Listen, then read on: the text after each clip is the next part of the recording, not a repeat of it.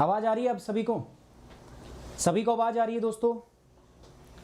Hello everyone, hello hello hello hello. यार ऐसे आप आओगे नहीं तो मन कैसे लगेगा मेरा, यार बताओ। है भाई?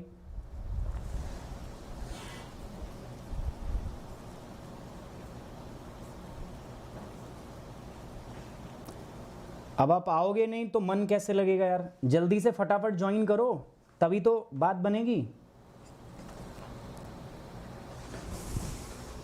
आवाज़ तो ओके है, आवाज़ को तो मैं ठीक कर दूंगा, पर ऐसे अब कम कम लोग आओगे तो मेरा मन नहीं लगेगा ना। बाकी सब चीज़ तो मैं देख लूँगा ठीक है, बट आपको आना भी तो पड़ेगा, या नहीं आओगे बताओ? नाराज़गी तो नहीं है कोई? है भाई, नाराज़ हो? किस बात से नाराज़ हो बताओ? और नाराज़ नहीं हो तो फटाफट आया करो। Good evening, good evening, good evening, good evening, good evening. चलिए,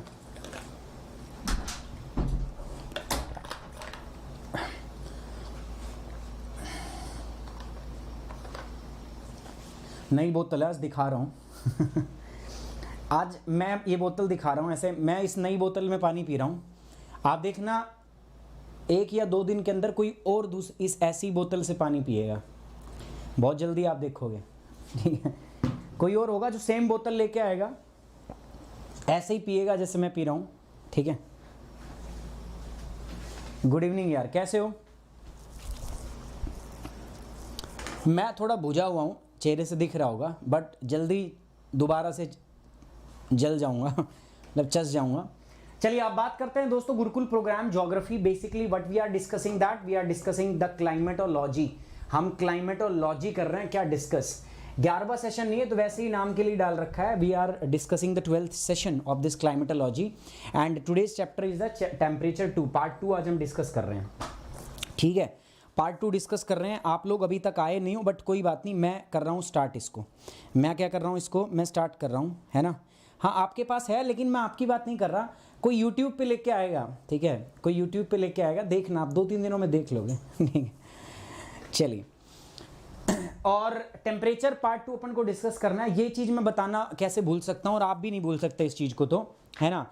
कैसे भूल सकते हो आप? ये गाइज अपना चैनल है, चारों के चारों। ये चैनल्स को सभी बच्चों को क्या करना है, सब्सक्राइब करना है, ठीक है। और यार बाकियों को बोलो कि फटाफट इनको क्या करें, सब्सक्राइब करें। आप करते नहीं हो, ध्यान से ढंग से करो यार, थोड़ा ज़बरदस्ती करो। 1-2 के साथ पकड़ो उनको, 1-2 घुसंड पिलाओ, ठीक है, मुक्के उक्के पुलाओ और इनसे चैनल सब्सक्राइब कराओ। मजाक कर रहा हूँ यार, ठीक है। नेक्स्ट मैं बात करता हूं दोस्तों अनअकैडमी ऐप पे। तो अनअकैडमी ऐप पे भी चौधरी साहब उपस्थित हैं और मैं उपस्थित हूं इस नाम से। आप मुझे जाके वहां पे फॉलो कर लीजिए ताकि मेरी कोई भी क्लास आप मिस ना करें, ठीक है। अरे उस पर फ्री क्लास भी होती है, अरे उस पर फ्री क्लास भी होती है, ऐसी बात नहीं। तो फ्री क्लास भी अभी 10 बजे करेंगे टेस्ट अपना, और कल से यार करंट अफेयर अपना स्टार्ट हो जाएगा, ठीक है। From tomorrow we will do the current affair session. जो अभी हमारा बचा हुआ था ना, छूटा हुआ था, उसको हम कल से दोबारा से मैं रिज्यूम कर दूंगा। So don't worry. So quiz, special session and plus course. Plus course जो है अपना ज्योग्राफी चल रहा है, अब इंडियन ज्योग्राफी चल रहा है। बहुत जल्दी दूसरा कोर्स अपना जो है वो लाइव हो जाएगा। सो बस आप लोग तैयार रहिए, और मतलब आते ही टूट पड़ना, ठीक है, एकदम से तुरंत आप आ जाना, बस इतना काम कर लेना, मेरी बात मान लेना, है ना। सो ये सारी चीज़ें दोस्तों, तो आप मेरे साथ जुड़ सकते हैं और जुड़ना भी है आपको। यहाँ पर भी मेरा कोड याद रखिएगा, सुमित 10 है। साथ साथ दोस्तों हमने कल बात की थी तापमान के बारे में, हाई गर्मी। तापमान मतलब हाई गर्मी। सर टेम्परेचर वैसे ही बढ़ रहा है आजकल, आपको भी पता है ना। Sir tomorrow in West Bengal CRPF had killed 4 innocent Indian peoples, what a massacre. Sir यार मुझे सही बताऊं तो इस न्यूज़ का पता भी नहीं था, क्योंकि मैं 2-4 दिन से करंट अफेयर डिस्कस नहीं कर रहा हूँ, ठीक है। पर आप, मैं किसी भी चीज़ पर अपनी, ये देखो ये अपना एक पब्लिक प्लेटफॉर्म है डियर, ठीक है। आप एक भावी सिविल सर्विस एस्पिरेंट हो, तो आप अपनी जो ओपिनियन है ना, ऐसे किसी पब्लिकली मत जाहिर किया करो। कोई भी बात हो, सीखो इस चीज़ को, ठीक है। बाकी मैं भी आपकी तरह हूँ, मुझे भी ऐसी चीज़ें फील होती हैं, बट मुझे पहली बात तो न्यूज़ पता नहीं, तो मैं इस पर कोई कमेंट करूँगा नहीं, है ना। और मुझे पता आप चाहते हैं कि बाकी लोग भी कमेंट करें, तो कोई इस पर कमेंट नहीं करेगा, एटलीस्ट अपने इस चैनल पर तो कोई ऐसे कमेंट करेगा नहीं फिलहाल, है ना।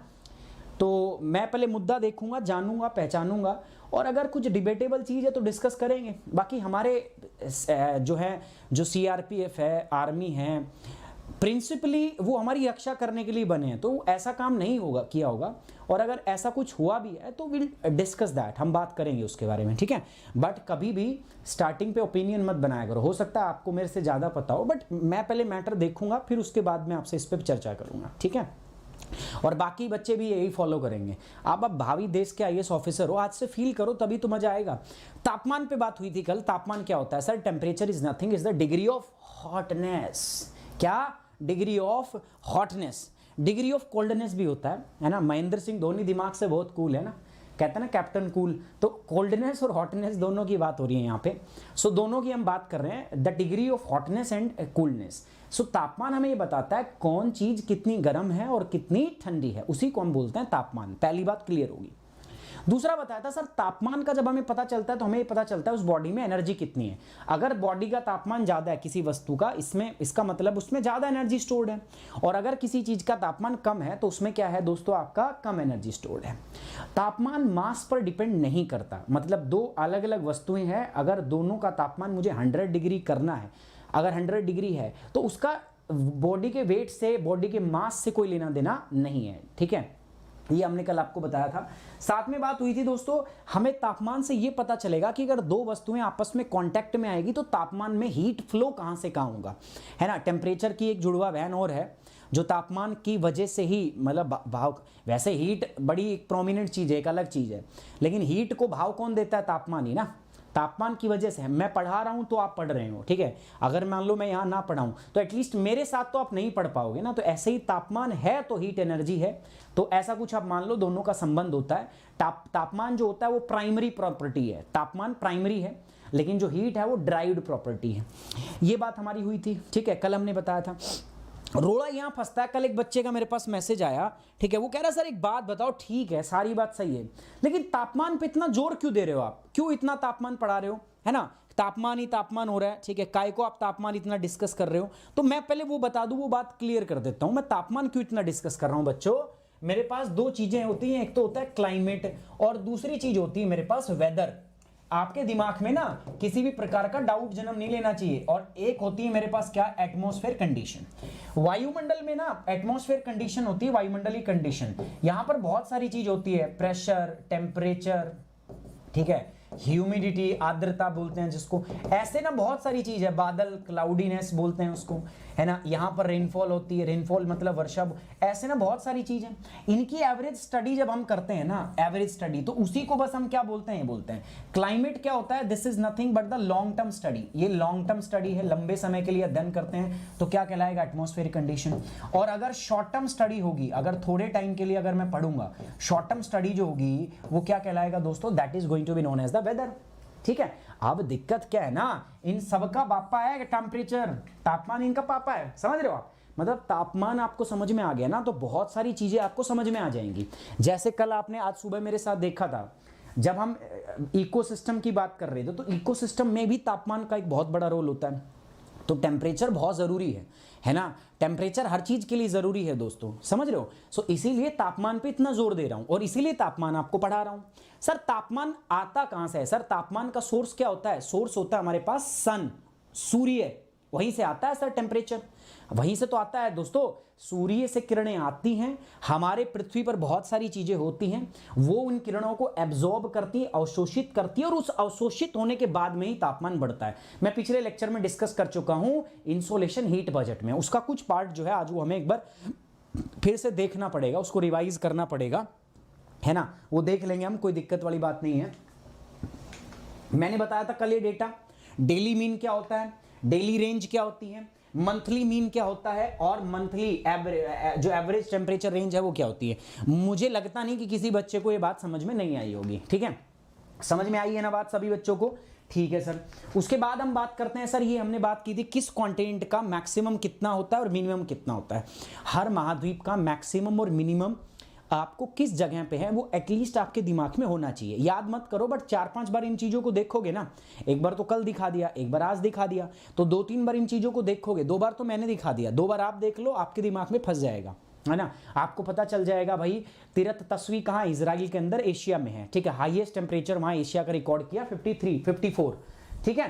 आपको पता चल जाएगा भैया दुनिया का जो सबसे मैक्सिमम टेम्परेचर हमें देखने को मिलता है वो अफ्रीका में मिलता है, लीबिया के अंदर में, जगह का नाम है अल अजीजिया। आपको पता चल जाएगा कि अफ्रीका का सबसे लोएस्ट टेम्परेचर है मोरक्को के अंदर -24। कहने का मतलब क्या है कि आपको रट्टा मारने की जरूरत नहीं है, आप जब चीजों को देखोगे ना तो याद हो जाएगा। कई बच्चे मेरे से कहते हैं कि सर क्या कर रहे हैं, ठीक है अभी हम पढ़ तो रहे हैं बट चीजें दिमाग में नहीं जा रही। भाई ऐसे एक बार में दिमाग में थोड़ी ना जाती है, एक बार में दिमाग में जाती है नहीं जाती है ना। किसी नई जगह पे आप गए हो तो पहली बार तो रास्ता पूछ के जाओगे, एक बार में रास्ता दिमाग में थोड़ी ना बैठता है। 2-3 बार चले जाओ आप अपने घर का रास्ता कभी भूलते हो क्या? कभी नहीं भूलते। क्यों नहीं भूलते? क्योंकि अरे रोज आना जाना होता है आपको। आप बात कर रहे हो, आप दिमाग कहीं और चल रहा है, फिर भी घर पहुंच जाओगे आप। क्यों? मल्टीपल टाइम प्रैक्टिस की है। दैट्स व्हाई हम ये बात कहते हैं कि practice makes a man perfect. आपको ना इन चीजों की इतनी बार प्रैक्टिस करनी है कि आप इनके हैबिचुअल हो जाओ, आदी हो जाओ। मुझे इन चीजों की प्रैक्टिस है, मैं बहुत बार पढ़ा चुका हूं इन चीजों को, तो अब मैं इनका आदी हो चुका हूं। मुझे ये चीजें समझ में आती हैं, मुझे ये चीज तो एक बार में कोई भी सब्जेक्ट आप महारत हासिल नहीं कर सकते। तो आप टेंशन मत आया करो।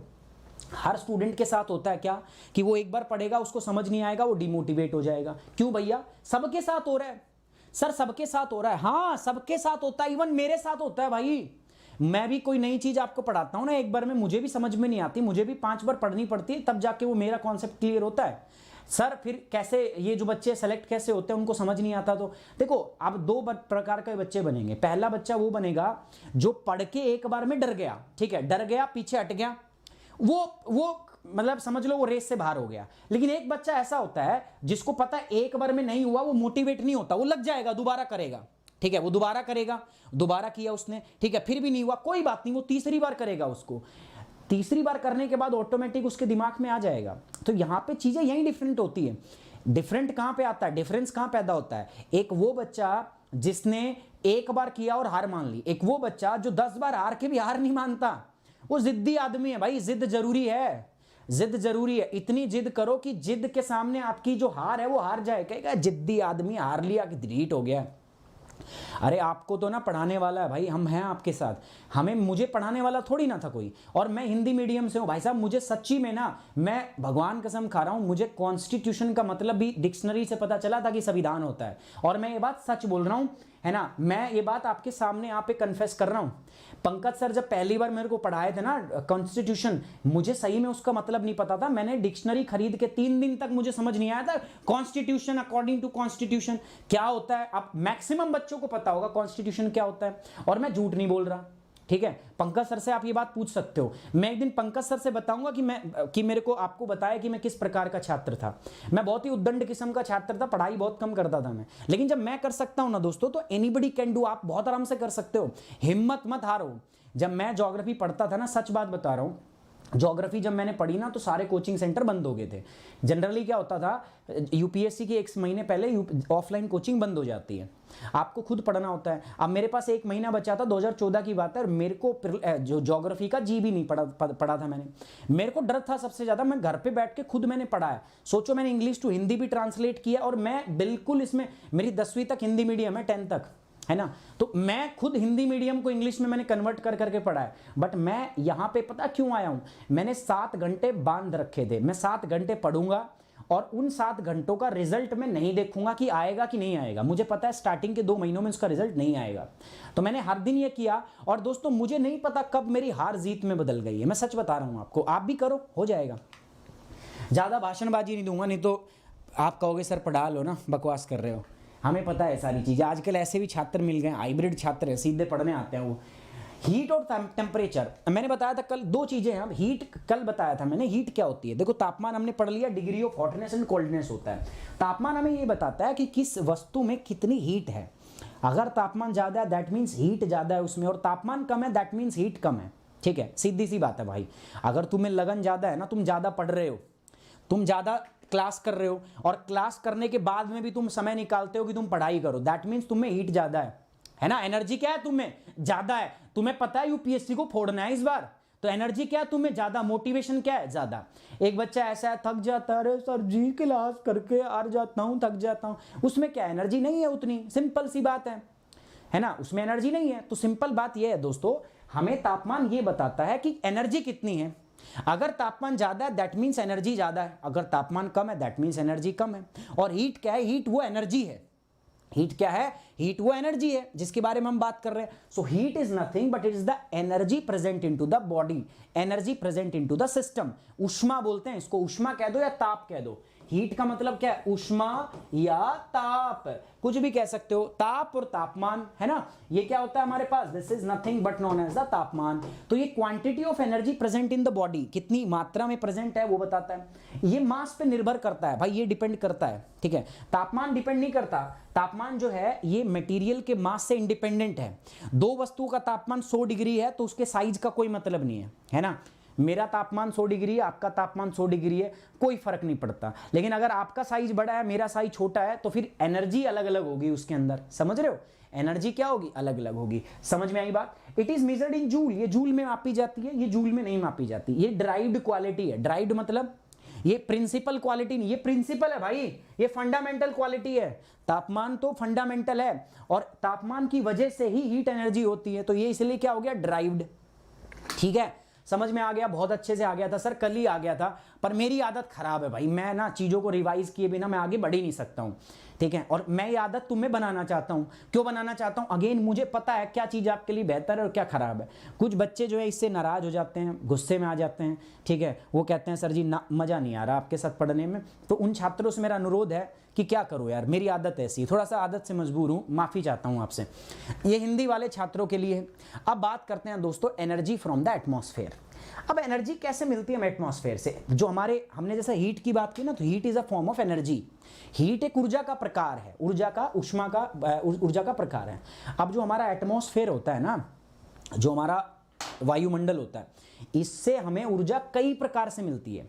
जो हमारा वायुमंडल है, वायुमंडल में क्या है? बहुत सारी गैस है, ठीक है, धूल के कण हैं, यही तो पढ़ रहे हैं हम क्लाइमेटोलॉजी में। और क्या पढ़ेंगे? वायुमंडल के बारे में पढ़ रहे हैं, तापमान के बारे में पढ़ेंगे, प्रेशर के बारे में पढ़ेंगे, एटमॉस्फेरिक कंडीशंस के बारे में पढ़ेंगे। अब मैं आपको ये बताना चाहता हूं कि जो हमारा एटमॉस्फेयर है ना, उसमें एनर्जी कहां कहां से मिल सकती है आपको। ये बात क्लियर हुई दिमाग में? इधर भेजे में घुसी कि नहीं घुसी?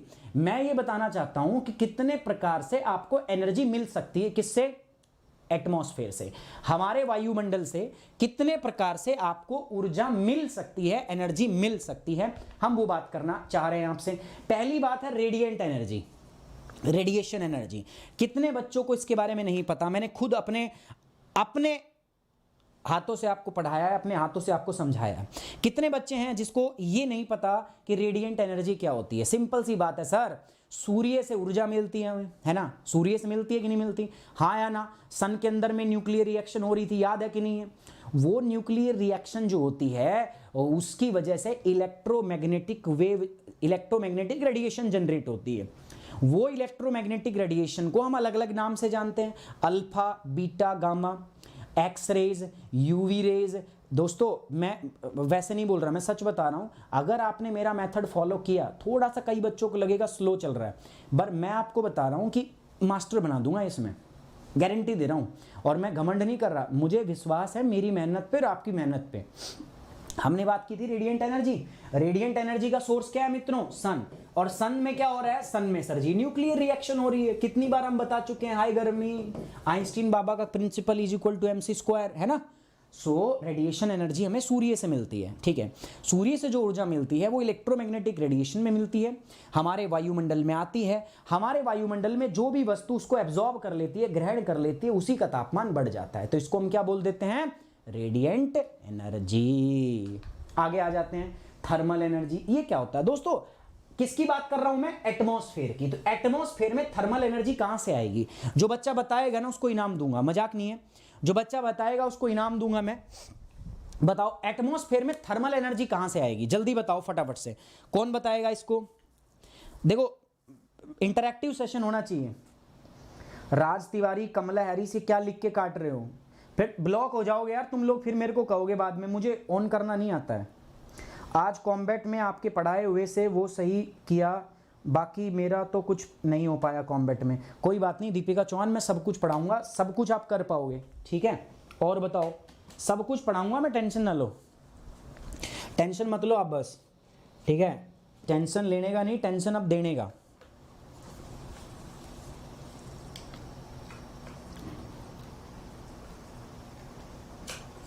जल्दी बताओ मुझे, अरे डल जा।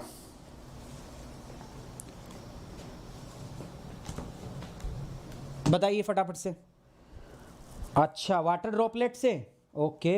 देखो पहली बात तो मेरी बात सुनो मित्रों, मैं पूरे एटमॉस्फेयर की बात कर रहा हूं, एटमॉस्फेयर, पूरे एटमॉस्फेयर की बात कर रहा हूं मैं। तो पूरे एटमॉस्फेयर में सारी तो गैस होंगी, इसमें सारे धूल के कण भी होंगे, डस्ट पार्टिकल भी होंगे, और इसमें वाटर वेपर भी होंगे। तो ये बात तो आपको कहने की जरूरत ही नहीं है कि सर वाटर वेपर से होगा, नहीं, सबसे होगा, सबसे कंप्लीट। इसके साथ साथ क्लाउड से भी होगा, ठीक है। पिछला जो कॉन्सेप्ट पढ़ा था ना, इससे पिछला हीट बजट, हीट और इंसोलेशन, अभी तक आपको ध्यान से आता नहीं है वो इंसोलेशन हीट बजट, आपने ढंग से नहीं पढ़ा उसको। अगर पढ़ते तो आप बता देते। थर्मल एनर्जी क्या होती है भाई साहब, हमारे यहाँ पे एटमॉस्फेयर में सर जी बहुत सारी गैस है, क्या है, गैस है। और मैंने बताया था हर गैस की प्रॉपर्टी है, हर गैस की क्या है दोस्तों, प्रॉपर्टी है ना। हर आदमी को, आपको गुलाब जामुन अच्छे लगते हैं, मुझे लगती है रसमलाई अच्छी, है ना। एक आप उसमें चले, आप और मैं दोनों एक मतलब एक फंक्शन में गए, आपकी फेवरेट मिठाइयाँ रखी, मेरी भी फेवरेट मिठाइयाँ रखी है ना। आप अपनी फेवरेट खाएंगे, मैं अपनी फेवरेट खाऊंगा। वहाँ गाजर का हलवा भी है बट मुझे नहीं पसंद है तो मैं नहीं खाऊंगा, है ना। वहाँ पर मूंग दाल का हलवा है, आपको बहुत पसंद है, आप वो लोगे जाते ही, मैं नहीं खाऊंगा, मुझे पसंद नहीं है। मुझे गुलाब जामुन पसंद है, मैं गुलाब जामुन खाऊंगा गरम गरम, ठीक है। मुझे रसमलाई पसंद है, मैं रसमलाई खाऊंगा, मैं ऐसी चीज़ खाऊंगा ना, है ना भाई। तो ऐसे ही क्या होता है, सूर्य से जो किरणें आती हैं, याद करो वो जो अल्फा बीटा गामा रेज होती हैं, उनकी एक पर्टिकुलर वेवलेंथ होती थी, एक पर्टिकुलर फ्रीक्वेंसी होती थी, है ना। तो वो जो फ्रीक्वेंसी और वेवलेंथ के आधार पर हमारी कुछ गैस होती है, वो क्या करती है ना, कुछ पर्टिकुलर वेवलेंथ की किरणों को एब्जॉर्ब कर लेती है। जैसे ही वो एब्जॉर्ब करती है, उस गैस में तापमान क्या होता है, बढ़ जाता है, ठीक है। उस गैस के कणों में तापमान बढ़ जाता है। जैसे मैं एग्जांपल लूंगा, हमारे पास ओजोन थी, है ना। ओजोन किसको एब्जॉर्ब करती है, ओजोन को क्या पसंद है, ओजोन को सिर्फ अल्ट्रावायलेट पसंद है। ओजोन का गुलाब जामुन क्या है, अल्ट्रावायलेट रेज, वो सिर्फ अल्ट्रावायलेट रेज को पकड़ती है ना। ऐसे ही अगर मैं बात करूं, आपका मैग्नेटोस्फेयर का जो सबसे ऊपर होता है मैग्नेटोस्फेयर, वो किसको पकड़ता है, वो अल्फा बीटा गामा को पकड़ता है, उसको उसी में मजा आता है, उसका वही गुलाब जामुन है, वो बाकियों को नहीं पकड़ता, कहता जाओ जाओ निकलो, मुझे कोई मतलब नहीं है कि नहीं, समझ रहे हो। ओजोन लेयर किसको जब देती है, अल्ट्रावायलेट रेज को, आजा तेरे को कहां जाने दूंगी, तेरे को मैं ही खा जाऊंगी, है ना। ऐसा होता है कि नहीं होता, है ना। बाकी को वो क्या कर देते हैं, बाकी को कहते हैं चलो भाई निकलो आप, तुम आगे जाओ, होता है ना। तो भैया जो हमारी गैस होती है ना, वो जिस चीज को एब्जॉर्ब करती है, तो उसकी वजह से उसमें हीट एनर्जी आ जाती है। अब उस गैस को तुम दूसरी गैस के संपर्क में लाओगे तो उसमें क्या होगी, एनर्जी। तो वो क्या होगा, एनर्जी का ट्रांसफर, उसको हम बोलते हैं थर्मल एनर्जी। थर्मल का मतलब क्या है, इसमें जो हवा में जो कण है, जो गैस के कण हैं, उनके अंदर जो उनका वेट है, उस वेट की वजह से इसमें एनर्जी है, तो that is known the thermal energy. तीसरी बात होती है मेरे पास, that is known the kinetic energy. Kinetic क्या, बचपन में पढ़ा था ये, झूठ मत बोलना। काइनेटिक का मतलब होता है जब हवा चल रही है ना, तो गति के कारण जब हवा चल रही है तो उसमें भी एनर्जी है कि नहीं है भाई। हवा बहुत तेज चलती है, आप जैसे, आप में कुछ ऐसे सिंगल हड्डी टाइप लोग भी होंगे, बुरा मत मानना बट बता रहा हूं, या आपके पड़ोस में होंगे, तो वो क्या होंगे, कहते हैं ना ज्यादा मत जा, बाहर आंधी आ रही उड़ जाएगा, ऐसा कहते हैं कि नहीं कहते। क्योंकि हवा जब चलती है ना, जो हवा का मोशन होता है, उस मोशन की वजह से उसमें क्या होता है, काइनेटिक एनर्जी होती है। अब मैं समझ लेना, ये साइंस वाले बच्चों को समझ में नहीं आएगा, बट जब हवा बहती है ना, हवा जब चलती है, बहुत तेज से हवा बह रही है, तो जब हवा बहेगी तो उसकी वजह से उसमें एक एनर्जी होती है जिसको हम बोलते हैं काइनेटिक एनर्जी। तो काइनेटिक एनर्जी किसकी वजह से होती है, it happens because of the motion of the air, है ना। Motion of the air, air क्यों बोल रहा हूं, क्योंकि मैं एटमॉस्फेयर की बात कर रहा हूं, है ना। तो रेडिएशन एनर्जी कहां से मिलती है, सूर्य से मिलती है। सूर्य से क्यों मिलती है, हमारे पास सूर्य के पास से इलेक्ट्रोमैग्नेटिक वेव आती हैं, और जो उन इलेक्ट्रोमैग्नेटिक वेव को भाई साहब एब्जॉर्ब कर लेता है ना, बस उसी के एब्जॉर्प्शन की वजह से क्या होता है, रेडिएशन एनर्जी जो है वहां से आती है, पहली बात। दूसरा, थर्मल एनर्जी। थर्मल एनर्जी क्या होती है, ये हवा के मास में स्टोर होती है, अभी पढ़ा है ना मैंने, हवा के मास में स्टोर होती है, ठीक है। जैसे मेरे पास ऑक्सीजन, ऑक्सीजन भी अल्ट्रावायलेट रेज को एब्जॉर्ब करता है, याद करो, ठीक है। आपका आयनोस्फेयर, आयनोस्फेयर में तापमान बहुत ज्यादा होता है, थर्मोस्फेयर में तापमान बहुत ज्यादा होता है। क्यों ज्यादा होता है सर वहां पे, क्योंकि वहां पे मॉलिक्यूलर ऑक्सीजन प्रेजेंट होती है। अब मुझे पता है आपको कुछ याद नहीं होगा, ठीक है, आप भूल गए होंगे दोस्तों, क्लाइमेटोलॉजी थोड़ी मुश्किल है, इसीलिए मैं आपको कह रहा था बच्चों ध्यान से पढ़ो, ध्यान से पढ़ो। और अभी भी मैं कह रहा हूं ध्यान से पढ़ो, इसीलिए सुमित सर थोड़ा धीरे धीरे पढ़ा रहे हैं। मेरे को तो ये सब आता है, मैं तो 2 मिनट में पढ़ा दूंगा, ऐसे निकल लूंगा मैं भी। हमारे अर्चित सर है ना, उनको ऐसा ही होता है, एक बार बोर्ड पे ले जाके खड़ा कर दो, ऐसा लगता है उनमें कोई बटन है, दबा दिया वो रुकेंगे नहीं, ठीक है, धड़ाधड़ धड़ाधड़ धड़ाधड़ धड़ाधड़ बोल के वो सांस तभी लेते हैं जब क्लास खत्म होने वाली होती है। मेरा ऐसा नहीं है, मेरा एक कनेक्शन है आपके, मैं भले ही कैमरे से पढ़ा रहा हूँ, बट मुझे ना आपकी चैट देख के समझ में आ जाता है कि हाँ बच्चों के दिमाग में कॉन्सेप्ट गया कि नहीं गया। और आपको पूरी लिवरेज है, ठीक है, आपको पूरी छूट है, आप मेरे से सवाल करो, मैं तभी आगे बढ़ूंगा, नहीं तो मैं आगे नहीं जाऊंगा। सर टेरेस्ट्रियल, अभी बताऊंगा टेरेस्ट्रियल रेडिएशन, अभी वैसे मैं पढ़ा चुका हूं प्रतिभा, लेकिन फिर भी नहीं पता, मैं बता दूंगा। कलामुद्दीन साहब का सवाल है, काइनामेटिक्स 11th साइंस का चैप्टर था, बहुत बढ़िया कलामुद्दीन साहब, क्या बात है।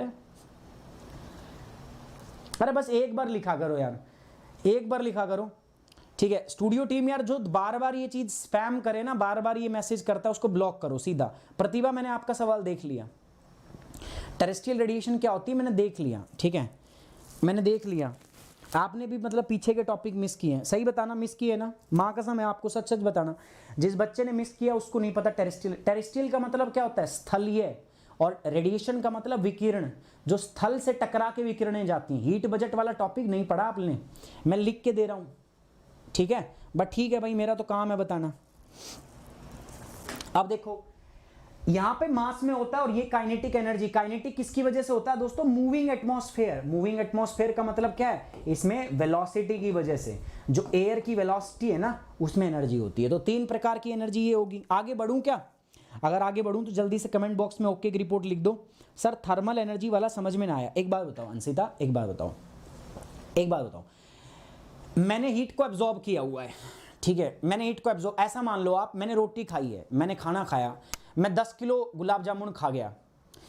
अब मैंने 10 किलो गुलाब जामुन खाए हैं, अब मेरा वजन करोगे तो मेरे अंदर वजन कितना मिलेगा, जो मेरा वजन था प्लस 10 किलो गुलाब जामुन, होगा कि नहीं होगा, कि मैंने खाए हैं अभी, हाँ या ना, ऑब्वियस है सर, होगा, तुरंत चेक किया मैंने 10 किलो गुलाब जामुन लोड किया अपने अंदर, और मैं फिर वेट किया, तो खाने से पहले में और अब में मेरे अंदर कितना वेट बढ़ जाएगा, 10 किलो। ऐसा ही होता है, जो हवा होती है ना हमारी, हवा का एक वजन होता है, वेट होता है, तो वो हवा जब इन इलेक्ट्रोमैग्नेटिक वेव को, कुछ पर्टिकुलर सेलेक्टिव इलेक्ट्रोमैग्नेटिक वेव को जब ये एब्जॉर्ब करती है ना, तो इनका तापमान बढ़ जाता है, और वो तापमान किस में स्टोर होता है, इनके मास में, इनके मास में होता है, ठीक है। तो जो मास में, इनके वजन में जो एनर्जी होती है, उसको हम क्या बोलते हैं, उसको हम बोलते हैं थर्मल एनर्जी। वो कब फील होगी, जब आप इनके कांटेक्ट में जाओगे।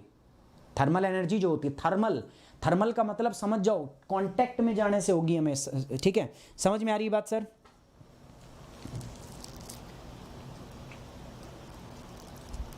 हाँ, अरे ये तो हर जगह मिलेंगे, ये कहेंगे अर्चित सर बेकार, ये तो पीछे से मेरी बुराई करते होंगे कि सुमित सर बढ़िया नहीं पढ़ाते, ठीक है। तो ये पढ़ते, एक तो पहले तो पढ़ेंगे नहीं, मैं बेवकूफ़ थोड़ी ना हो। देखो आप यहाँ पे मेरी क्लास में मान लो 550 बच्चे हो, बाकी क्लास में 250 बच्चे होते हैं, सीधे 250 बच्चे गायब हो जाते हैं। वो 250 बच्चे तो देखते ही नहीं उनको, तो वो कैसे बता पाएंगे। उन्होंने 250 बच्चों ने पकड़ रखा है, और कोई मास्टर पकड़ रखा होगा, ठीक है, जो तरह तरह की बातें करता होगा, उनसे बढ़िया बढ़िया बातें, उनको मज़ा आता होगा उनकी बातें सुनने में, है ना। बट मेरा एक भी एजुकेटर ऐसा नहीं है दोस्तों जो कंटेंट अच्छा डिलीवर ना करे, मैं इसकी गारंटी ले। चलो छोड़ो, ये बात होगी, अब मैं आगे बढ़ रहा हूँ। अगले ये 3 प्रकार की एनर्जी पढ़ ली हमने, अब मैं चौथी एनर्जी पे आता हूँ दोस्तों। 4th एनर्जी है पोटेंशियल एनर्जी। पोटेंशियल एनर्जी क्या होती है दोस्तों, किसी भी चीज़ को जब मैं हाइट पे ले जाता हूँ ना, जैसे ये है, हाइट पे ले गया मैं इसको, अब मैं यहाँ से इसको छोड़ूंगा ना, तो इसमें एक एनर्जी, नीचे रखो तुम हाथ में, इसको छोड़ूंगा तुम्हारे हाथ पे चोट लगेगी। क्यों, क्योंकि जब हाइट पे आप किसी भी चीज को लेके जाते हो ना, तो उसमें एक एनर्जी आ जाती है। मैं छोड़ रहा हूं यहां से, नीचे जाके धक्क दे सी लगेगी ये, क्यों, क्योंकि उसमें क्या आ गई, एनर्जी। तो हाइट की वजह से भी क्या आ जाती है, एनर्जी हो जाती है। अरे आप लोग, मैं उन बच्चों से नहीं कहता जो पढ़ते हैं, समझो, आप लोग क्यों डिस्टर्ब हो जाते हो, ये उनको, आप लोगों के चक्करों में ना, मैं जो गलत काम करते हैं उनको भी नहीं सुना पाता, आप सेंटी हो जाते हो तुरंत। आपको तो पता है ना आप नहीं करते, तो मैं आपसे कह भी नहीं रहा हूं, मैं उनसे कह रहा हूं जो करते हैं,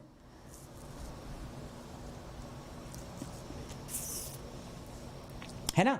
सो ये जो पोटेंशियल एनर्जी है, ये किसकी वजह से होती है, हाइट की वजह से, है ना। अभी देखो पीछे हमने बात की थी, एक एक सिंपल शब्दों में अगर मैं कहूं, काइनेटिक एनर्जी किसकी वजह से होती है, ये उसकी गति की वजह से होती है। तो मैं वेलोसिटी लिख दूं यहां पे, ठीक है, उसकी गति की वजह से होती है। मैं गति भी लिख देता हूं हिंदी वाले बच्चों के लिए, भाई ये उसके मास की वजह से होती है, जो हवा का मास है उसकी वजह से होती है हवा की जो, और ये किसकी वजह से होती है, तो सूर्य से आने वाली एनर्जी की वजह से होती है।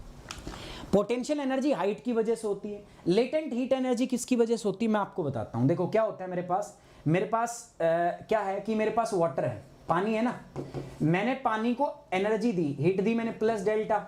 अब ये पानी किस में बदल गया, वेपर में बदल गया, भाप में बदल गया, वाष्प में बदल गया। ठीक है, मैं ऐसे समझाऊंगा इसको, अलग तरीके से समझाऊंगा, ध्यान देना थोड़ा सा। मेरे पास क्या है दोस्तों, मेरे पास वेपर है, ठीक है, वाटर है मेरे पास। वाटर को मैंने क्या दिया, मैंने यहां से प्लस डेल्टा दिया, प्लस डेल्टा दिया, तो ये किस में बदल गया, वेपर में। सर हिंदी में बताओ, ये वाष्प में बदल गया। मेरे पास पानी था और पानी को मैंने प्लस डेल्टा का मतलब क्या है, एनर्जी। भाई मैं जब पानी को गर्म करूंगा तभी तो वाष्प में बदलेगा, और ये एनर्जी मैं निकाल लूं तो इसमें से इतनी एनर्जी में निकाल लूं, minus delta. Delta represent the energy, heat energy. ये किसको दिखा रहा है, ये हीट एनर्जी को दिखा रहा है। ठीक है, आप बताओ मुझे, अगर मैं क्या करूं, इसको एनर्जी दूंगा तो ये बन जाएगा, एनर्जी निकाल लूंगा तो ये फिर से वेपर बदल जाएगा। हमारे पास इन दो प्रोसेस को क्या कहते हैं सर, ये जो प्रोसेस है ना, इसको हम बोलते हैं इवेपोरेशन। क्या बोलते हैं, इवेपोरेशन। हिंदी भाषा में इसको हम कहेंगे वाष्पीकरण। दूसरा जो ये काम हो रहा है ना मेरे पास, इसको हम क्या बोलेंगे, इसको हम बोलेंगे कंडेंसेशन। कंडेंसेशन का मतलब क्या है, कंडेंसेशन का मतलब है संघनन। अब एक बात बताओ, जब मैं इवेपोरेशन कर रहा हूं तो मुझे इसमें प्लस डेल्टा चाहिए, एनर्जी की जरूरत है ना, तभी तो पानी भाप में बदलेगा। और जब मैं संघनन कर रहा हूं तो माइनस डेल्टा, मतलब वो एनर्जी उसमें से निकलेगी। तो याद रखना, इसमें जब वाष्पीकरण होता है तो सिस्टम में हमें एनर्जी को ऐड करना पड़ता है, और जब संघनन होता है तो सिस्टम में से एनर्जी क्या होती है, रिलीज होती है। क्या होती है दोस्तों, रिलीज होती है। इसीलिए आप बताओ मुझे जब बारिश होती है, बारिश होने को होती है, तो आपने देखा नहीं, एक अजीब सी उमस हो जाती है, गर्मी नहीं लगती आपको, बढ़ जाती है ना गर्मी, बिकॉज ये जो एनर्जी है वो रिलीज हो रही है, क्योंकि बादल बन रहे हैं, बादल बन के अब बारिश हो रही है। तो बारिश जब होती है तो उस केस में क्या होता है भाई साहब, वो एनर्जी रिलीज हो रही है। ठीक है, और जब वो एनर्जी रिलीज होती है तो तापमान थोड़ा सा बढ़ जाता है। जस्ट बारिश के पहले की बात बता रहा हूं, बारिश के पहले बादल बनेंगे। बादल कब बनेंगे, जब ये वेपर दोबारा से बूंद में बदलेगा, और जब वेपर बूंद में बदलेगा इसलिए आवश्यक है कि एनर्जी क्या हो, रिलीज हो, और वो एनर्जी जब रिलीज होती है तो तापमान क्या हो जाता है, हमारा बढ़ जाता है। ठीक है, तो ये हो गया। अच्छा, अब सर वाष्पीकरण में और बताओ, तुमने क्या किया, अपने हाथ पे पेट्रोल डाला। अरे पेट्रोल डाला, उसका काम है, मैं क्या है काम बताऊंगा। तुमने हाथ पे पेट्रोल डाला, अब पेट्रोल थोड़ी देर में आपके हाथ से भाप बन के उड़ गया। कैसे उड़ा वो, कोई जादू था उसमें, बताओ, उसमें आत्मा आ गई कोई, कैसे उड़ा भाई, वो पंख लग गए उसके, कि जैसे तुमने बोतल से बाहर निकाला उसके पंख आ गए और वो गया। ठीक है, होता क्या है, जब तुमने पेट्रोल को डाला ना अपने हाथ पे, तो वो क्या करता है, आसपास का जो बूंद है ना, वो जो पेट्रोल की ड्रॉप आपने डाली, उसके आसपास का जो सराउंडिंग एनवायरनमेंट है ना बूंद के आसपास का, उससे क्या करता है, वो हीट को खींच लेता है तुरंत। उसको भाप बनने के लिए जो हीट चाहिए ना, उस हीट को खींच लेता है, हीट को खींच लेता है, अपने आप को गर्म करता है। सो हीट को खींचा मतलब उसमें क्या हुई, एनर्जी ऐड हुई, और एनर्जी ऐड होती है तब जैसे ही वो हीट को खींचेगा वो भाप बन के उड़ जाएगा। लेकिन भाप बन के जब वो उड़ेगा तो आपको कैसी ठंडक महसूस होती है ना, क्यों, क्योंकि वहां पे एनर्जी ऐड हुई है, आसपास की एनर्जी उसने ऐड की है। नहीं आई बात समझ में, ये पेट्रोल की बूंद थी, मैंने इसको भाप बनाना है, तो ये भाप बनेगा तो क्या करेगा, ये जीभ कट गई मेरी यार,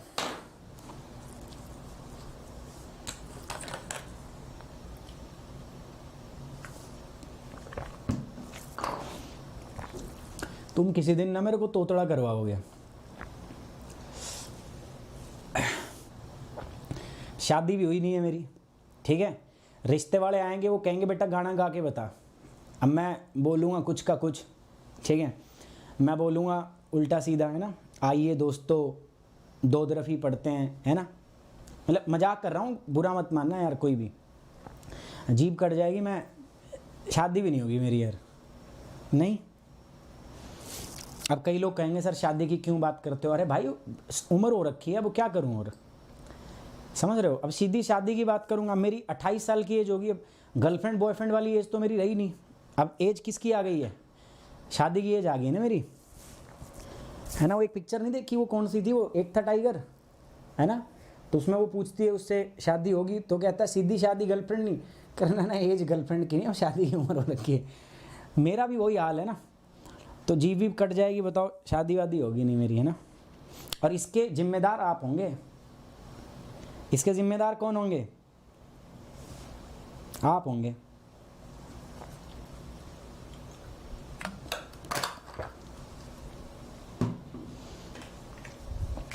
ठीक, चलिए, तो ये पेट्रोल की बूंद है मान लो। अब इसको भाप बनना है तो ये क्या करेगी, आसपास से एनर्जी खींचेगी, है ना, बिल्कुल अपने आसपास से एनर्जी खींचेगी। अब एनर्जी इसने खींच ली, ये भाप बन के उड़ गई, तो क्या होगा, इसके आसपास का जो एनवायरनमेंट था उसमें टेम्परेचर इंक्रीज हो जाएगा, डिक्रीज, अरे डिक्रीज हो जाएगा, क्योंकि इसने एनर्जी को एब्जॉर्ब कर लिया और ये भाप बन के उड़ गई। तो आसपास में ना ठंडक हो जाती है फिर। इसीलिए जब आप खेल के आते हो और जब छाया में बैठ जाते हो ना, तो आपकी बॉडी से पसीना जब भाप बन के उड़ता है ना, तो वो क्या करता है, आपकी बॉडी की हीट को एब्जॉर्ब करता है वो, तो आपका शरीर ठंडा हो जाता है ना। ऐसा होता है कि नहीं होता। तो वो उसको भी वो आप समझो, तो उसको हम बोलते हैं लेटेंट हीट। तो ये जो एनर्जी हमारी होती है ना भाई, भाप बनने के लिए एनर्जी चाहिए होती है ना, और बादल बनने के लिए एनर्जी, तो इसमें तो एनर्जी ऐड होती है और इसमें क्या होती है, एनर्जी रिलीज। तो इसको हम क्या बोलेंगे, इसको हम बोलेंगे लेटेंट हीट ऑफ इवेपोरेशन। क्या बोलेंगे, लेटेंट हीट ऑफ इवेपोरेशन, गुप्त उष्मा बोलते हैं हिंदी में इसको। और उसको क्या बोलेंगे, या जो निकली है इसको बोलेंगे लेटेंट हीट ऑफ कंडेंसेशन। अभी मैं और आगे पढ़ाऊंगा आपको अच्छे से। So this is latent heat of evaporation, this is latent heat of condensation. So next जो आपको समझ में आएगी, तो पोटेंशियल एनर्जी हाइट की वजह से। लेटेंट एनर्जी कहां से आती है, लेटेंट का मतलब होता है गुप्त उष्मा। ये गुप्त वाला रोग आपने बहुत जगह पढ़ा होगा, नहीं, ज्यादातर इसका एरिया बता देता हूं, बस स्टैंड के आसपास होता है ना। बस स्टैंड के आसपास आपने बहुत पढ़ा होगा, नहीं, गलत तो नहीं कह रहा हूं मजाक कर रहा हूं यार। तो लेटेंट हीट एनर्जी समझ में आ गई भाई। जब भी पानी एक स्टेज से दूसरी स्टेज में बदलता है ना, कैसे कैसे, पानी की 3 स्टेज है सर, कोई भी चीज की 3 स्टेज हो जाती है, लिक्विड, सॉलिड और गैस। हर स्टेज से दूसरी स्टेज में जाने के लिए या तो उसको एनर्जी चाहिए या वो एनर्जी रिलीज करेगा। इससे इधर जाना है, उसको एनर्जी क्या होगी, चाहिए। इससे इधर जाना है प्लस डेल्टा, इधर से इधर आना है माइनस डेल्टा, इधर से इधर आना माइनस, मतलब इधर से इधर जाएगा, एनर्जी ऐड करनी पड़ेगी आपको, है ना। और इधर से इधर एनर्जी रिलीज होगी, तो उसको क्या बोलते हैं, जो एनर्जी रिलीज और ऐड होती है उसको बोलते हैं लेटेंट हीट, गुप्त उष्मा। ठीक है, कौन सी बात समझ में नहीं आई, वो गुप्त वाली बात समझ में नहीं आई, या क्या नहीं समझ में आया। गुप्त वाली तब समझ में आएगी जब आप बस स्टैंड जाओगे, 2-4 बार जाओ, अभी मत जाना, कोरोना है, अभी लॉकडाउन शायद लग जाए आपको, थोड़े दिनों के बाद जाना, अभी मत जाना वहाँ पे, ठीक है, कुछ समय के बाद जाना। महफूज खान का मेरे पास मैसेज आ गया है, ठीक है, कोई बात नहीं महफूज खान, मैं आपसे बात करूँगा जल्दी, आपके मैसेज का, मेल का मैं रिप्लाई करूँगा, ठीक है। मुझे ये वाला जोक समझ में नहीं आया, अनन्या को समझ नहीं आया जोक। अनन्या आप पोगो देखिए ठीक है, आप पोगो देखिए, कोई बात नहीं, आपके सिलेबस से बाहर की चीज़ है, कॉन्सेप्ट से ही बाहर की चीज़ है ये, ठीक है, तो आपको देखने की समझने की ज़रूरत नहीं है इसको।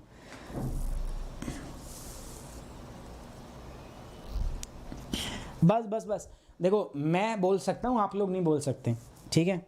आप जब मेरी लेवल पे आ जाओ तब पहुँचना, तब ये बात करना, है ना। हाँ, अब देखो कई बच्चों को समझ नहीं आया, तो मैं उनको बता दूं भाई, पानी जब भाप बनता है ना तो उसको ऊर्जा चाहिए। आप पानी गर्म करोगे तभी तो भाप बनता है। पानी भाप कब बनता है, जब आप उसको गर्म करोगे। जब आप गर्म कर रहे हो तो क्या करते हो, उसको ऊर्जा देते हो ना। अरे हाँ या ना, जब पानी को गर्म करते हो तो ऊर्जा देते हो ना, बस उस ऊर्जा को क्या बोल लेंगे, लेटेंट हीट, गुप्त उष्मा। जब पानी भाप से दोबारा वाटर में बदलेगा, कब बदलेगा, जब वो एनर्जी रिलीज करेगा, ठीक है, तभी तो होगा। वो एनर्जी जो रिलीज होगी उसको भी बोलेंगे लेटेंट हीट, गुप्त उष्मा। तो हमें हमारे एटमॉस्फेयर में जो ऊर्जा होती है ना, वो लेटेंट हीट के रूप में भी होती है, गुप्त उष्मा के रूप में भी होती है, जो दिखाई नहीं देती। इसके बाद हम बात करते हैं दोस्तों नेक्स्ट है मेरे पास इलेक्ट्रिक एनर्जी। इलेक्ट्रिक आपको पता है, जब भी 2 चार्ज पार्टिकल होते हैं ना, ठीक है, चार्ज पार्टिकल के बीच में जो ऊर्जा होती है उसको हम बोलते हैं इलेक्ट्रिक एनर्जी। समझ में आ जाएगा, चिंता मत करो। ये नॉन साइंस वाले बैकग्राउंड वाले बच्चों को थोड़ा सा क्या होगा इसमें दिक्कत होगी, ठीक है। अच्छा कोई बात ना भाई, कोई बात ना, आगे बढ़ते हैं दोस्तों। तो energy which the body of the air possess by the virtue of its position, तो पोजीशन की वजह से, हाइट की वजह से जो उसके पास में एनर्जी होती है उसको बोलते हैं पोटेंशियल एनर्जी। ज़्यादा मैं डिटेल में इसलिए नहीं जा रहा क्योंकि भाई ये साइंस के महकमे की बात है, तो आपको इतना दिक्कत लेने वाली बात नहीं है। आप सिर्फ इतना देखो, पोटेंशियल एनर्जी मतलब हवा में जो उसकी हाइट की वजह से एनर्जी होती है उसको पोटेंशियल एनर्जी बोलते हैं। लेटेंट हीट एनर्जी क्या होती है सर? लेटेंट हीट एनर्जी का मतलब होता है कि जो पानी भाप बनते समय ऊर्जा को एब्जॉर्ब करता है। जब पानी को आप गर्म करते हो तो वो हीट को एब्जॉर्ब करके तभी तो भाप बनता है, तो वो जो ऊर्जा एब्जॉर्ब करता है बस उसी ऊर्जा को हम क्या बोलते हैं? Latent heat energy. Electric energy क्या है सर? इलेक्ट्रिक एनर्जी का मतलब क्या है? Energy result from the force between the two object. ये ऑब्जेक्ट है, ये ऑब्जेक्ट है, चार्ज पार्टिकल है, दोनों प्लस माइनस है। अब इनके बीच में जो एनर्जी लगेगी उसको हम क्या बोलेंगे? चार्ज की वजह से उसको हम बोलेंगे इलेक्ट्रिक एनर्जी। अब मुझे बताओ कमेंट बॉक्स में किसको कौन सी बात समझ में नहीं आई, एक एक करके बताओ, मैं बताऊंगा वरना फिर हम आगे बढ़ेंगे, ठीक है। मैं एक बार दोबारा से इसको रिवाइज करा रहा हूं, आप एक बार देखो ढंग से, आराम से। मुझे पता है मैक्सिमम बच्चों का साइंस बैकग्राउंड नहीं है तो उनको दिक्कत हो रही है, और मैं आपका प्रॉब्लम समझ रहा हूं, इसीलिए पता धीरे करा रहा हूं, बट आप समझो और मुझे बताओ। और किसी भी बच्चे को कोई डाउट होगा ना तो आई विल क्लियर दैट, ठीक है, आई विल क्लैरिफाई दैट। 6 प्रकार की एनर्जी हुई हमारे पास। पहली रेडिएंट एनर्जी, दूसरी थर्मल एनर्जी, तीसरी क्या? तीसरी काइनेटिक एनर्जी। साइंस वाले बच्चों को मेरी बात समझ में आ गई होगी, मैं पूरा श्योर हूं। लेकिन जो नॉन साइंस बैकग्राउंड के हैं सर, उनको समझ में नहीं तो आई है और ना आएगी, पूरी डिटेल में उनको समझ नहीं आएगी। क्यों? क्योंकि उनके पास यार साइंस नहीं थी ना, तो साइंस वाले बच्चों ने तो पढ़ा है। अब देखो उनके लिए मैं एक इलाज बताता हूं। आप याद रखो, रेडिएंट एनर्जी किससे मिलती है हमें? सन की रेडिएशन की वजह से, सूर्य की विकिरणों की वजह से मिलती है। हमें थर्मल एनर्जी किसकी वजह से मिलती है? हमें थर्मल एनर्जी मिलती है हवा के मास की वजह से। हवा में जो वजन होता है ना, उसमें जो एनर्जी होती है उसको हम क्या कहते हैं? उसकी एनर्जी को हम बोलते हैं थर्मल एनर्जी। हमारे पास जो काइनेटिक, जो हवा की गति होती है, मूवमेंट, या मैं कह दूं वेलोसिटी, ठीक है, हवा की गति के कारण हवा में जो ऊर्जा होती है उसको हम क्या बोलते हैं? उसको हम काइनेटिक। अब ये दिमाग में बिठा लो, अब और कुछ नहीं सोचना है।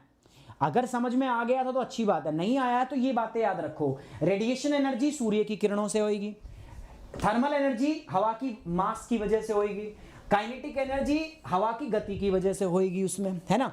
उसके बाद पोटेंशियल एनर्जी हवा की पोजीशन की वजह से होगी। पोजीशन में बेसिकली हम क्या काउंट करते हैं? हाइट काउंट करते हैं, ठीक है, ये मैंने बता दिया। उसके बाद लेटेंट हीट एनर्जी, ये गुप्त है, गुप्त उष्मा।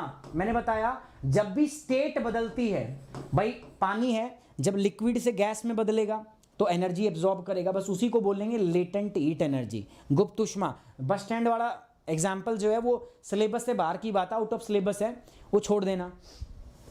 इलेक्ट्रिक एनर्जी क्या होती है भैया? 2 चार्ज पार्टिकल होते हैं ना मेरे पास, है ना, 2 चार्ज पार्टिकल, तो उनमें जो अट्रैक्शन और रिपल्शन होता है उसकी वजह से जो एनर्जी होती है उसको हम इलेक्ट्रिक एनर्जी बोलते हैं। अब बताओ किसको समझ में नहीं आई, ठीक है, किसको समझ में नहीं आई? यहां तक जिसको समझ नहीं आई, क्या वो ये बातें याद कर सकते हैं जो मैंने बताई? अगर कर सकते हैं तो बहुत है, और अगर ये भी याद नहीं कर सकते तो बताओ, फिर मैं उनके लिए समाधान बताता हूं। हाँ, गतिज ऊर्जा इसको बोलते हैं पोटेंशियल, काइनेटिक को बोलते हैं गतिज ऊर्जा। पोटेंशियल को क्या बोलते हैं यार हिंदी में? पोटेंशियल एनर्जी को क्या बोलते हैं?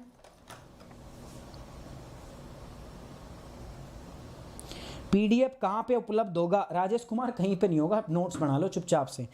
पीडीएफ जहां पे उपलब्ध होगा मैं बताऊंगा आपको, अजीब लगेगा, आप कहोगे सर ये क्या हो रहा। पीडीएफ जो है सिर्फ प्लस वाले बच्चों को मिलता है भाई, आपको नोट्स बनाने पड़ेंगे।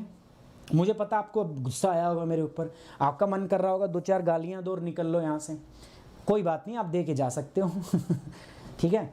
नोट्स सिर्फ आपको बनाने हैं अपने आप से, ठीक है, नोट्स नहीं मिल पाएंगे आपको।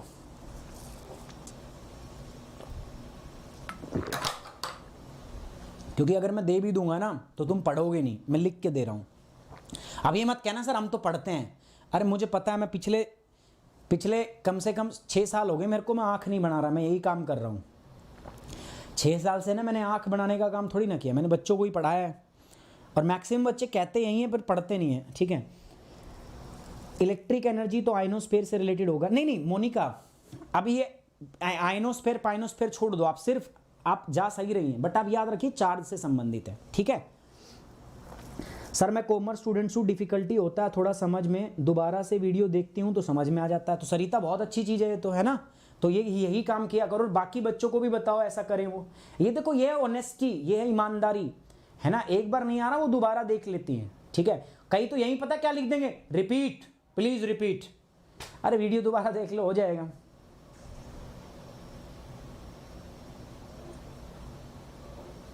ठीक। मानवी चौधरी, इलेक्ट्रिक एनर्जी में कुछ होता ही नहीं, जो चार्ज पार्टिकल होते हैं ना दो, उनमें होता है, ठीक है। ये साइंस वाले स्टूडेंट्स को थोड़ा समझ में आएगा, आर्ट्स वालों को सिर्फ जो मैंने बताई है ना बात, बस वही बात याद रखनी है। अदरवाइज ज़्यादा जितना तुम अंदर जाओगे उतनी चीज़ें तुम्हारे ग्रिप से बाहर होती चली जाएंगी, है ना, तो वो मत करो। समझ में आई बात कि नहीं आई, हाँ या ना। देखो किसी भी बच्चे ने वीडियो को लाइक नहीं किया है, ठीक है, आपने वीडियो लाइक नहीं किया है ना, सही बताना कितने बच्चों ने नहीं किया है यार। एक बार फटाफट वीडियो लाइक करो जल्दी से, जो लाइक वाला बटन है फटाफट दबाओ जल्दी।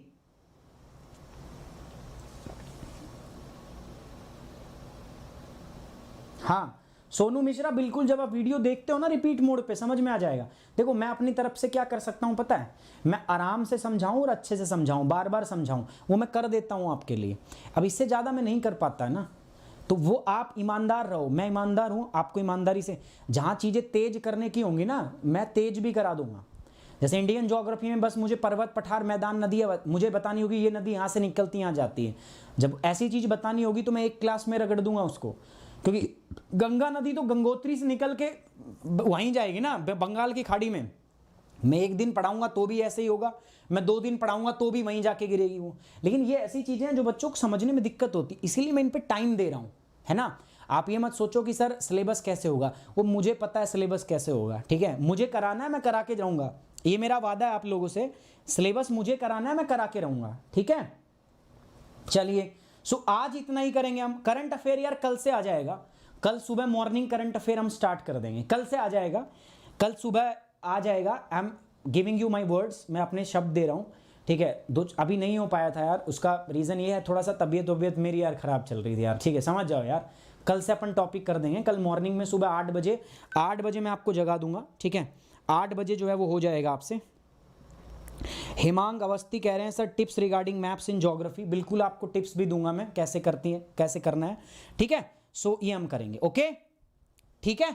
सो कल सुबह मॉर्निंग में अपना करंट अफेयर का सेशन 100% आ जाएगा और कल से कंटिन्यू भी रहेगा, चिंता मत करो, ठीक है।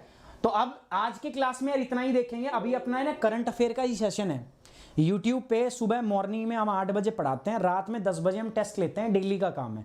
तो अभी जो टेस्ट है ना वो अभी होगा, ठीक है, कहां पर, अनअकैडमी की ऐप पर होगा, आप लोग फटाफट आ सकते हो, फ्री क्लास है, मैं लिंक शेयर करूंगा कहां पे, टेलीग्राम के ऊपर, आप आ जाइए जल्दी से। साथ ही साथ दोस्तों आपको पता होना चाहिए अनअकैडमी का भी एक ऑफर चल रहा है। अनअकैडमी ने 20 नई बुक लॉन्च की है यूपीएससी के लिए, और 14 अप्रैल से पहले अगर आप सब्सक्राइब करते हो तो 14 की 14 बुक आपको क्या मिलती हैं, फ्री, 20 की 20 बुक आपको फ्री मिलती हैं। इसके बाद अगर कोई बच्चा उन बुक्स को लेना चाहेगा तो उसको 10,000 रुपये अलग से देके उस बुक को परचेज करना पड़ेगा। तो गाइज समझिए आप 10,000 रुपीज़ की बुक्स आपको अशोर्ड फ्री मिल रही हैं फ्रॉम अनअकैडमी, अगर आप 14 तारीख से पहले सब्सक्रिप्शन करते हो तो, बाय यूजिंग द कोड सुमित10। साथ साथ ही बैच चल ही रहा है, और कोई भी बच्चा है जो जुड़ना चाहता है मेरे से, जैसे अभी पीडीएफ की बात कर रहे हो तो हमारे पास 2 सब्सक्रिप्शन हम देते हैं। इसके लिए आपको कुछ नहीं करना है, अनअकैडमी की ऐप डाउनलोड करनी है ऐप स्टोर से जाके। जब आप ऐप डाउनलोड करोगे ना तो वहाँ पे 2 प्रकार के सब्सक्रिप्शन हमारे, प्लस और आइकॉनिक। प्लस सब्सक्रिप्शन में क्या होता है, प्लस में इंडिया के बेस्ट एजुकेटर आपको पढ़ाते हैं, लाइव क्लास होती है, पीडीएफ आपको मिल जाता है, बहुत स्ट्रक्चर्ड कोर्स होता है, जैसे यूट्यूब पे इधर उधर मिलता है वो नहीं मिलता, वहाँ पे स्ट्रक्चर्ड होता है, लाइव टेस्ट और क्विजेज वहाँ पे चलती हैं हमारी, है ना। ये आइकॉनिक में क्या होता है सर, अलग, आइकॉनिक में एक पर्सनल मेंटर आपको मिलता है जिससे आप बातचीत कर सकते हो, अपने दुखों को बांट सकते हो, वो आपसे डेली मेंस और प्री के क्वेश्चन की भी प्रैक्टिस कराएगा। यहाँ पर दोनों में ही आपको कोड यूज करना है सुमित10, ठीक है, दोनों में बता रहा हूं दोस्तों।